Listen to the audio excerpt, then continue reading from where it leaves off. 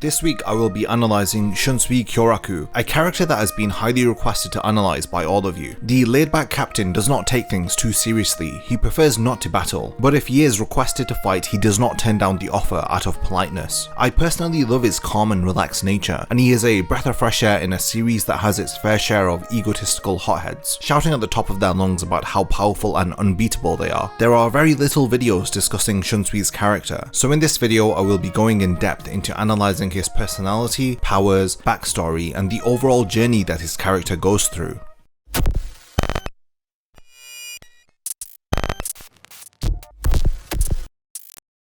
Shunsui first appears in chapter 81 and in episode 24 of the anime. The tall, grey-eyed, brown-haired shinigami is the captain of the 8th squad. He notably wears a pink flowered kimono along with his signature straw hat. He is one of the strongest captains amongst his peers, but he does not let this get to his head, not allowing himself to become egotistical just because of his strength. Shunsui shows integrity through the principles that he lives by. As we see in chapter 329, he refuses to battle with a woman or in the presence of a child. Shunsui generally doesn't like to fight, and he demonstrates this during his conversation with Love in chapter 375. He says that someone may owe you or you may owe someone, but the moment you start a war you're both evil. We can assume from these words that he deems both participants in a battle to be wrong in some form. This shows that if he can avoid fighting then he will try his best to, as who likes to be wrong? Escalating a conflict to the point of fighting is clearly not Shunsui's style. This character trait is demonstrated when he agrees with Stark that he would prefer not to fight with him, but under certain circumstances he will fight when he is duty bound to do so. He refuses Stark's offer to pretend to fight while letting the others do the real fighting. Thanks to Shunsui's calm and level-headed approach, he does not allow his emotions to overcome himself. In chapter 108 he defeats Chad and learns from his lieutenant that Aizen has been murdered. Nanao offers to kill Chad, assuming that he may have been the one to kill Aizen. But not only does Shunsui deem this not to be a job for a young lady, he also does not think it is right to kill Chad based on an assumption. Through some of the descriptions and examples that I have given,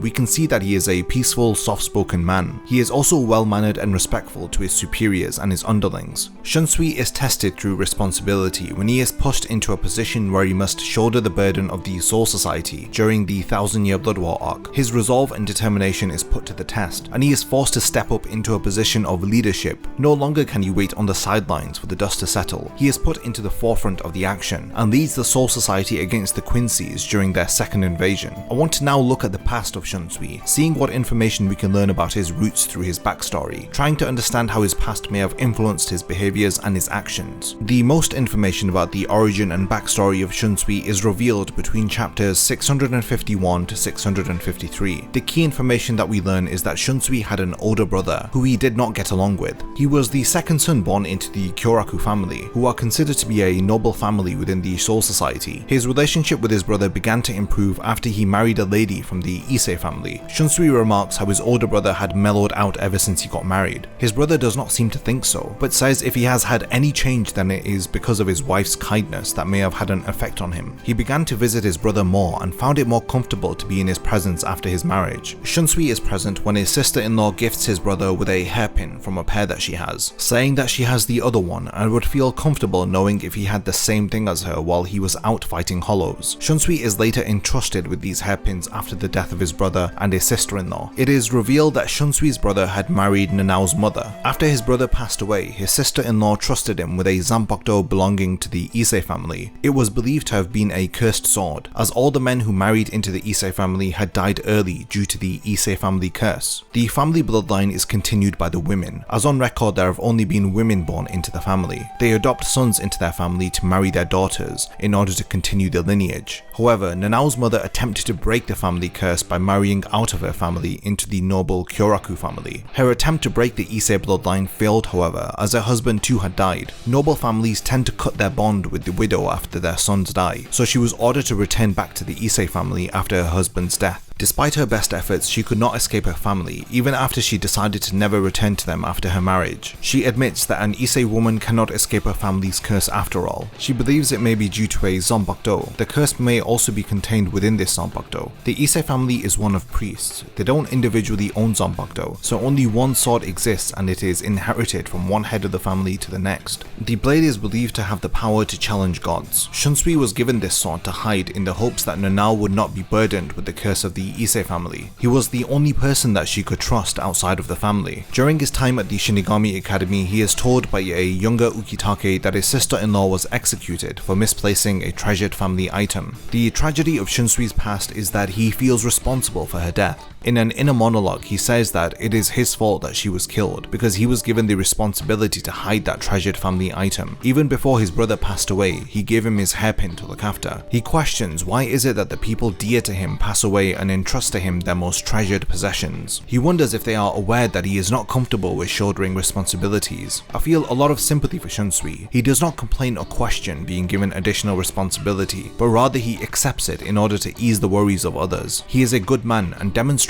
he is more than just a laid-back, lazy captain here. Despite trying to live an easygoing life, he is pushed into situations where he is burdened with the worries and problems of others. We see this firsthand during the 1000-Year Blood War arc, and I will cover this later on in the video. In chapter 155, when Shunsui and Ukitake are confronted by head captain Yamamoto, he describes the two of them during their younger years as being in a class of their own. He says that Shunsui may have had a weakness of chasing girls, but he was wise and ahead of his time for his age, describing him as being very thoughtful during his formative years. He further comments on Ukitake and Shunsui's skill in battle, saying that the two of them were unmatched and incredibly gifted shinigami. They were the first shinigami to graduate and become captains from the Shinigami Academy that head captain Yamamoto had founded. They reached this level through spending endless hours training and honing their skills. Fueled by ambitious attitudes, they were able to make the head captain proud of them, as if they were his own sons. During his time at the Shinigami Academy, he befriended Ukitake. Their friendship results in the team-up of two of the strongest captains in the Gotai 13, facing off against their mentor, head captain Yamamoto, during the Soul Society arc. Now that I have covered what we know of his past to the best of my ability, and we can see what kind of character Shunsui is and how his personality was formed, I feel now it is time to look at specific events during the series which develop and grow his character, and challenge him to take up responsibility. In one of Shunsui's early appearances in chapter 106, he appears before Chad comically with his lieutenant dropping flower petals above him to ensure he makes a memorable first impression. We see he is light-hearted and enjoys a laugh even with his opponents. Chad determines that Shunsui does not seem like a bad guy and would prefer not to fight with him. The two of them share the desire not to fight, but their duty prevents either of them from stepping down, as Shunsui says he cannot let him past, and requests for him to retreat in order to prevent their encounter from escalating further, but Chad refuses. This moment perfectly demonstrates how he battles as a final resort, and genuinely means it when he says that he does not want to fight, staying consistent with his laid-back attitude. Even after Chad refuses to back down, Shunsui gives him a second chance to take a seat with him over some sake, stating that it won't be too long before his comrades are subdued by the other captains. Shunsui once again would rather the others worked hard while he barely has to lift a finger, trying to persuade his opponent to give up in order to sit and drink with him while his friends are battling. Chad refuses his peace offerings and requests that he moves out of the way before he makes him move. Chad makes the first move and attacks, which leaves Shunsui unscathed. We get a glimpse of how outmatched Chad is here, as Shunsui is not taking his opponent seriously at all. Chad even understands through his shocked expression. He realizes that his attack was taken head on and deflected with one hand by the captain. All of his subsequent attacks miss his target. From Shunsui's facial expressions here, we can see that he is bored and effortlessly evading the attacks. Despite Chad's attacks being powerful and quick for a human, they are no match for a captain rank. Shunsui once again tells him to give up and go home. He is persistent with his desire to subdue his enemy with words rather than by force. Is he being compassionate or just lazy? It is hard to tell, but either way he would prefer not to hurt the outmatched invader, and at the same time desire not to exert too much effort. Shunsui only draws his 2 Zanbakudo after he ascertains the reasoning behind Chad's resolve and his desire to not give up. Upon being questioned, Chad says that his purpose is to save Rukia. Shunsui says that he can't have known her for that long and questions if she is really worth risking his life over. He has the patience to question the inexperienced opposition and understand why he is continuing to get up despite being so outmatched. Chad affirms his resolve by saying that he has accompanied Ichigo, who desires to save Rukia. He states that if he is willing to risk his life, then so will he. Shunsui now knows that Chad has not come due to fickle reasoning and respects his opponent enough to no longer try to talk him out of his decision. He makes Chad back up his words through his actions by not disrespecting his opponent and through honoring their resolve. After Chad charges towards Shunsui, he predictably avoids the attack and takes him down, and he even apologizes after defeating him. This brief encounter shows a battle between two opponents who are on the opposite ends of strength and experience. Shunsui, whose level of strength at this point is unknown and shrouded with a veil of mystery, yet we assume he is far superior to the inexperienced young Chad. This battle is great to demonstrate Shunsui's level of restraint and his laid-back personality. He doesn't take the fight too seriously, yet he pays enough attention to his opponent, giving him the respect that he deserves. Despite being vastly stronger, he doesn't boast about this and patiently allows Chad to charge at him, eventually subduing him gracefully with little effort. I love that he honored the naive fighter's determination and didn't brush him aside like a waste of his time. Shunsui has little to no ego, and this makes him really likable. Once again, I will describe his appearances like a breath of fresh air in a series that spends a lot of time focusing on the clashing of characters' egos. A great contrast to this battle is Shunsui and Ukitake taking on the head captain. Chapter 138 foreshadows his battle against the head captain by saying that he will be scolded by Old Man Yama, as it appears that he has sided with the intruders who are opposed to the execution of Rukia. His motives are affirmed as he and Ukitake destroy the Sokyoku. Shunsui decides that battling the head captain far away from the others is the best decision, as he does not want anyone to be hurt through their exchange, expecting that their encounter will be incredibly destructive. Their father figure who taught them and felt pride at their every success feels betrayed by the actions of Ukitake and Shunsui. This entire encounter is symbolic of the clashing ideals of the old and new generation. The strict conservative head captain against the liberal captains who are against the wrongful execution of their underling. In his battle against Chad, he was up against a newcomer. However, this is the polar opposite scenario. We see Shunsui up against the most experienced shinigami. Both situations help to shine a light on his character, revealing how he respects the weak and does not underestimate the strong. At the beginning of chapter 155, we see Shunsui characteristically smiling as he always does, and contrastingly we see his close friend Ukitake seriously looking on. Both of their expressions are drawn by Kubo with a hint of nervousness that his art style succeeds in conveying to us. Their behavior leaves the head captain with nothing to say to them, as he demands that they draw their swords and face the consequences of their actions. The head captain condescendingly questions why they think that they can battle against him without releasing their Zanpakuto. Shunsui smiles, asking if there is really no other way to resolve their disagreement. Once again, he lazily tries to resolve the conflict with words, but the old and stubborn head captain refuses to listen to any of it. Shunsui justifies his support for Ichigo and the others by saying that it was the head captain who taught him to always fight for justice, as he believes that saving Rukia was the right thing to do and is worthwhile to fight for. The head captain demonstrates his conviction to the rules and orders of the Soul Society by activating his Zanpakuto's Shikai release, which visibly leaves Shunsui and Ukitake stunned. In chapter 156, we see Shunsui activate his Shikai release alongside Ukitake. We learn that the two friends are the only known wielders of two-bladed Zanpakuto. Before they clash with the head captain, they both share the same somber, serious expression, as Kubo only shows us one clash which leads to a large explosion during their brief battle. In chapter 172, we cut back to their battle as it is revealed that Aizen is a traitor. We are shown Ukitake and Shunsui's faces with blood running down them, and clearly looking like they have exerted a lot of power during their short battle. Shunsui characteristically advises that they shouldn't be fighting after all, considering what they have just learnt. He initially tried to talk his way out of the battle but stopped after one attempt. However, against Chad he tried several times to stop their fight. He only agreed when he respected and wanted Chad to follow through with his resolve. He respects the head captain enough to not test his patience more than once. After all, in this encounter he knows that he is the one who is disadvantaged against his old mentor. So far we have studied how Shunsui reacts when he faces off against a strong opponent and a weak opponent. How does he react when he battles against someone who is similar to himself? Shunsui faces off against Stark in chapter 329. It is established from the beginning that the two of them are very alike, not only in appearance but in attitude also. Stark suggests to Shunsui that they should just play around and not fight at their best, saying he would rather pretend to fight and let the others do the real fighting.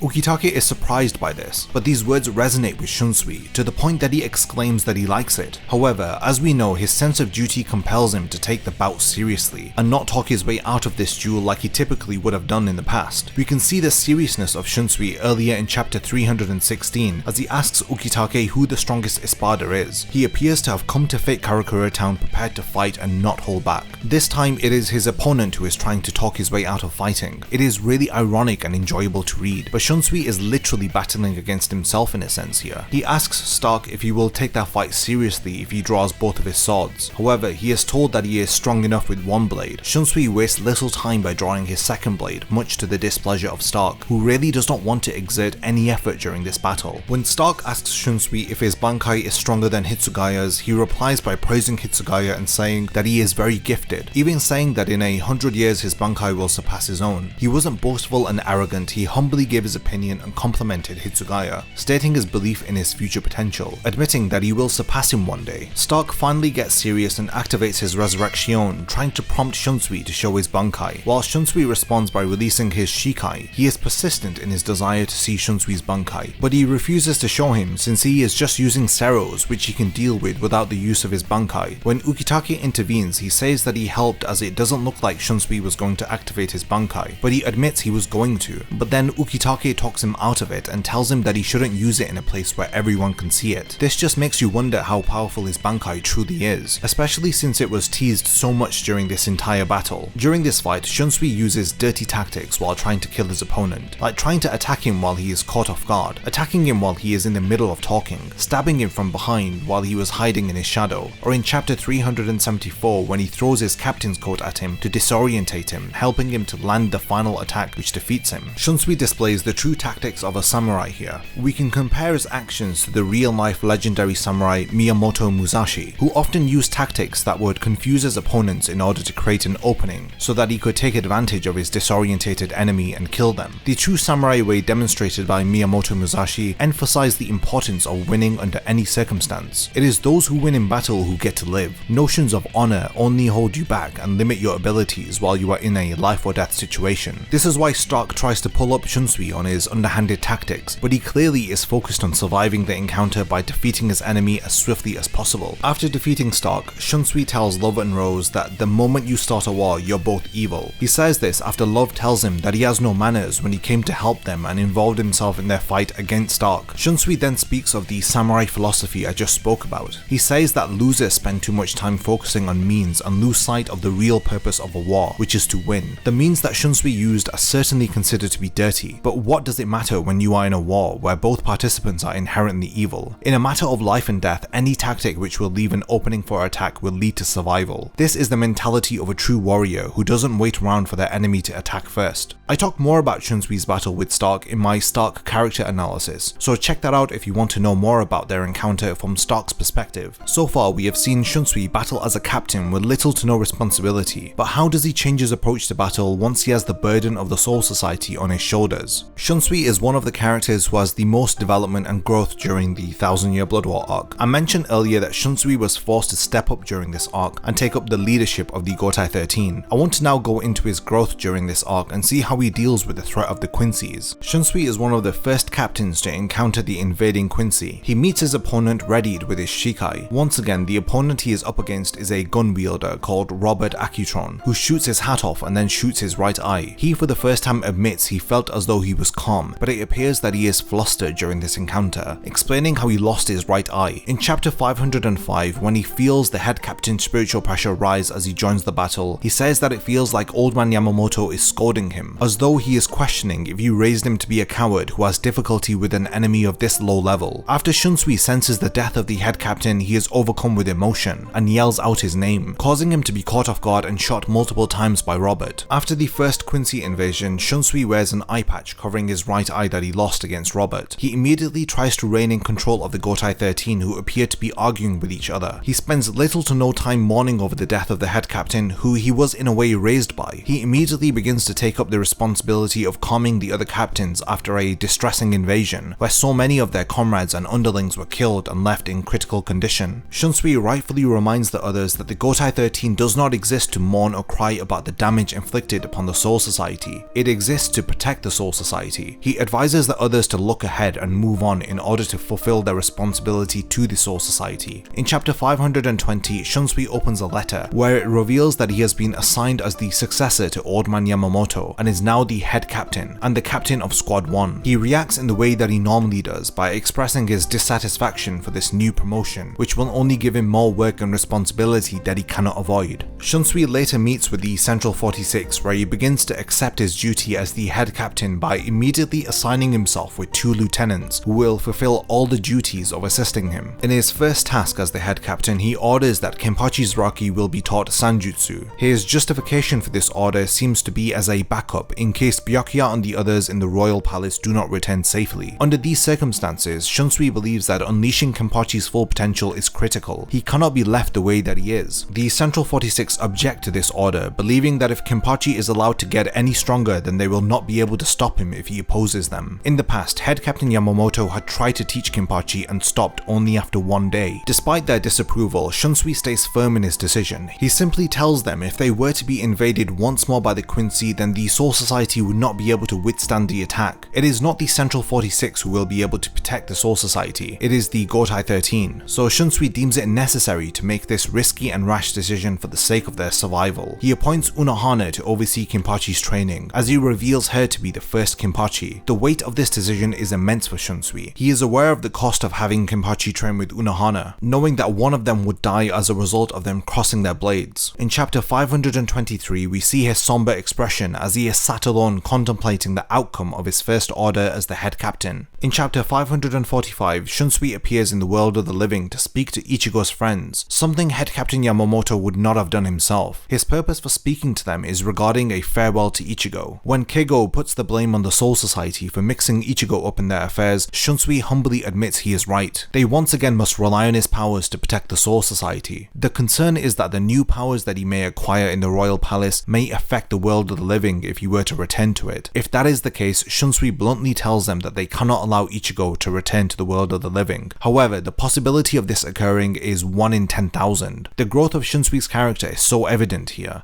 Something with such low odds of occurring causes him to feel compelled to inform Ichigo's friends. He says that it would be wrong to keep his friends in the dark about this, even if the chances are low, stating that by telling them he is doing right by Ichigo and honouring his efforts. He has no obligation to do anything for Ichigo's friends, but he gives them soul tickets to come and visit Ichigo in the Soul Society whenever they like. He reassures them and does what any great leader would do, and gives them hope by saying that they will see Ichigo again. He promises that he will ask Ichigo to come back after his training to spend some time in the world of the living before the second battle with the Quincy's. His actions and orders so early in this time as the head captain prove how well he has adapted to his new role, and his acceptance of his responsibility over the Soul Society. Losing Old Man Yamamoto and then being given the position without time to mourn places a huge burden on Shunsui. However, his decisions and actions demonstrate how well he has coped with the loss and honoured head captain Yamamoto by continuing his work to protect the Soul Society. When Shunsui returns, he quickly witnesses the total invasion of the Soul Society by the Quincy's. He is met by Hushwald, who lays out their plans to quickly exterminate the Shinigami. Later, he meets with the Central 46 for a mysterious reason. We learn in chapter 616, Shunsui visits Aizen in the underground prison. He has a set of keys and is allowed to undo 3 of the several seals placed on Aizen. He uses one to undo the seal placed on Aizen's mouth, but shockingly he removes the other seals and walks towards Shunsui. Aizen asks him that he has 2 more seals he can use, to which he immediately uses them to free Aizen's ankles and his left eye. This moment is significant as it shows the extent that this new head captain is willing to go to in order to defeat the Quincy threat. He does not hesitate to undo the 3 seals that are placed on Aizen. He did however take a precaution, or was forced to before entering Muken to free Aizen. He hid the key to the prison within his heart, so if Aizen kills him then the gates to Muken would be permanently closed. This was the condition that the Central 46 imposed onto Shunsui to allow him to recruit Aizen to battle alongside them. He persuasively tries to convince Aizen by asking him wouldn't he want to breathe the air up in the Soul Society. He is not even asking him to help the Soul Society because he knows that Aizen shares this similar interest in not wanting Yuwatch to rule over all of reality. There is a relaxing air about the way that Shunsui is persuading Aizen. From his several appearances we know that he is not confrontational and prefers not to escalate matters. He takes the necessary precautions and persuades Aizen through teasing him with thoughts of breathing fresher air or being under the light of the sky. Despite their history, they share a common enemy at the moment. He asks for his help not for the sake of the Soul Society, but rather for the sake of Aizen's own ideals. He must agree that Yuwatch taking over reality is not what he would desire, even if his own plans to rule over the Soul King had failed. When Aizen reaches the surface, he is met with shock and anger from the other Shinigami, who immediately ask who would lift his sentence. Shunsui steps up and takes full responsibility for recruiting Aizen, stating that they need his powers. Renji, Rukia, Shuhei, and several other Shinigami shinigami all disagree with this decision, asking Shunsui if he has lost his mind and how he could be okay with this. The wounds that Aizen left are still very fresh and his actions are understandably irredeemable to the others. The new head captain distinguishes himself from Old Man Yamamoto, who relied heavily on principles, by saying that their principles may not allow them to accept Aizen being there, but the Soul Society will not be protected by principles alone. Shunsui says that he does not consider it to be evil if he uses one evil to defeat another. His expression is stern and unmoving, not doubting the decision that he has made. Later, he is approached by a Byakuya who tells him that freeing Aizen is an insult to them. Nobody speaks up to silence Byakuya, who is being very frank to his superior. Shunsui knows his decision is affecting the others, but he tells them that they can let their anger out on him later, once they have saved the Soul Society. Head Captain Yamamoto would not have relied on anyone else, let alone Aizen, to protect the Soul Society, but we saw how his self-reliant, principle-led approach resulted in his death during the first invasion. Shunsui, who reluctantly takes up the head captain role, shows us the lengths that he will go to in order to succeed. Something others would deem to be unthinkable, he does not overlook, as he does not care for principles or past history when it comes to winning. I spoke about this way of thinking before after Shunsui's battle with Stark. His words to Love and Rose echo this ideology. The moment that you start a war, you're both evil. He adds to this when he tells the other Shinigami that he does not think evil defeating evil is wrong. In the past, nobody would challenge Head Captain Yamamoto the way that Shunsui was challenged for his decision here. This is because Old Man Yamamoto would not have done any of the things that Shunsui has decided since becoming the head captain. Making Kenpachi learn Shikai and Bankai, going to the world of the living to comfort Ichigo's friends and family, deciding to ask for Aizen's help. All of these things he does after careful consideration, which is commendable as the threat of the impending invasion and the current state of the Soul Society don't stop him from calmly making decisions. He is clearly a new head captain for a new era of the Soul Society. However, for this new era to be brought about, they must first win against the Quincy. Shunsui, who has demonstrated he follows the samurai way, knows all too well about the lengths one may stoop to in order to ensure victory, and thus survival. Who cares if you stab someone from behind or kill your opponent while they are travelling to your agreed place of battle? This is the philosophy of the legendary samurai Miyamoto Musashi, who I am reminded of when I see Shunsui serious and determined to take down the enemy. In chapter 623, Shunsui agrees to Bazby assisting them. He wants to kill Yuwatch for abandoning them. This is once again another decision that Shunsui makes which the prior head captain would not have entertained. Shunsui later battles the Sternritter Lil Barrow, the third gun wielder that he goes up against in the series. He confidently states that he is the captain of the Gotai 13 during their battle, affirming his acceptance of the newly appointed role. His opponent knows everything about him and his abilities, yet he knows nothing about him. Shunsui, however, begins his battle by confusing his opponent with after images of himself. The ability of Shunsui Zanbakudo is to manifest children's games into reality. He praises his own abilities, describing them to be scary as you do not know when a game is about to begin, giving his powers an air of unpredictability. When Nanao reaches the others to inform them that Shunsui is battling the enemy, they want to go and help him, but Shinji likens Shunsui to Old Man Yamamoto by saying that if he was still alive and had to stay behind to fight, then he would want the others to go on without him, because to give your life for your underlings is the duty of the head captain. These are incredibly powerful words as we cut back to Shunsui smiling as usual while facing off against the Sternritter Lil. Thankfully, he uses his abilities to attack from the shadows and pierces his opponent through the chest, but the Sternritter's abilities save him, as it is revealed that Shunsui's opponent was the last Quincy that Yuwatch gave powers to. He is considered to be a masterpiece, the best amongst the Sternritters. This is a great callback to Shunsui's prior encounter with the best Espada, Stark. When Lil activates his holy form, Shunsui is frozen in place and shot multiple times. He retreats and is chased down, but once he knows that the other Shinigami have gone on further than him, he finally activates his Bankai for the first time in the series. Everyone in the surroundings can sense a chilling spiritual pressure that overwhelms their senses. The first act of his Bankai causes any wounds that are inflicted on himself to appear on his opponent also. The second act takes place after Lil begins to regret attacking Shunsui. This causes an incurable disease to occur. It is manifested with several black spots all over Lil's body. The third act drowns the two of them underwater, forced to stay there until one of their spiritual pressures is exhausted. When Lil desperately tries to swim to the surface, Shunsui is reunited with his Zanbakudo spirit, who we learn is rather dismissive of him and his silver tongue. Lastly, using his final act, he cuts Lil's throat, appearing to have killed him. Shunsui returns to speak to his Zanbakudo, but surprisingly his body is pierced through by a blast from Lil, who refuses to allow Shinigami's Bankai to kill him. After seeking refuge, his Zanbakudo spirit advises him to run away, requesting for him to rest while she carries him away, stating that nobody would fault him for running away after he fought as hard as he did. He closes his eyes and then is awakened by his lieutenant Nanao, who reveals that she is aware that her Zanbakudo is being hidden by Shunsui, as he is still keeping his promise to her mother to this day. He then returns her Zanbakudo to her with little argument. Nanao accepts that she will have to live with her family curse, but she is okay with it being this way. Together they defeat the Stern Ritter as Shunsui reassures Nanao, giving her the resolve to defeat Lil with her family's holy sword, which was made to defeat gods. Thus, after this fight, he is freed from the burden of hiding the Issei family blade and keeping his word to Nanao's mother. This battle shows us how he was willing to give his life as the head captain, as well as some flaws in his character when he does not object to his Zanbakudo telling him to run away. It is nice to see that he has not totally reformed and still has his old laid-back nature within himself, as this gives him still some room to grow. It would be strange to see Shunsui needlessly giving his final breath on the battlefield, as he is the type of character to give it his all, and if it does not work then he'll hold his hands up and admit that he did all he could do. During this arc, Shunsui made very unpredictable decisions, but ultimately he did what had to be done to prevent a repeat of the first invasion. I said this before, he remained calm through each pivotal moment of this arc, even down to the invasion of the enemy's fortress. After exhausting all options and his Bankai failed to kill his opponent, he continued to smile as he always does. He put up a solid fight against Lil and proved that he was the right choice to take over Old Man Yamamoto as the head captain of the Gotai 13. He is open-minded and not as emotional or stubborn as the prior head captain. In chapter 685, we see him sitting at Ukitake's grave, filling him in on the recent developments regarding the Soul Society and its restoration. He is interrupted by duties that await him, as he has to appoint Rukia as the new captain into the Gotai 13. He says that he still cannot get used to how busy a head captain can be, appreciating Old Man Yamamoto's workload and everything that he did in the past.